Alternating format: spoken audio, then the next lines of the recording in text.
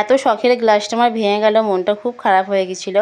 বাবানের তো জ্বর হয়েছে, আমার বাচ্চাদের জ্বর হলে বা ঠান্ডা লাগলে, ঠান্ডা ওয়েদার থাকলে, শীতকালে আমি এই দুধটা কিন্তু খাওয়াই।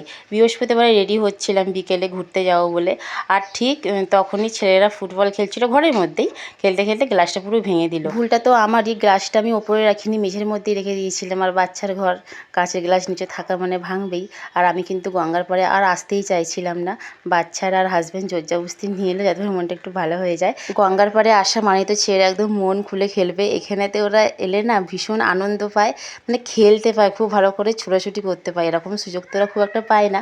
তারপরে আমরা গ্রিন কলাই ভাজা খেয়েছি আর আইসক্রিম খেলাম। তবে বাইরে কিন্তু সেভাবে আমরা খুব একটা খাওয়া দাওয়া করিনি। আর আমারও না বেশ গঙ্গার পাড়ে আসতে ভালো লাগে। আর এই গরমের মধ্যে এত সুন্দর হাওয়া দেয়, সেটা তো ভীষণ ভালো লাগে। আর গঙ্গা আরতি হয়, সেটা দেখা হলো না, একটু দেরি হয়ে গেছে। আর বাড়িতে এসে চিকেন স্টু খেয়েছিলাম, হাজব্যান্ড আর বাচ্চারা রুটি দিয়ে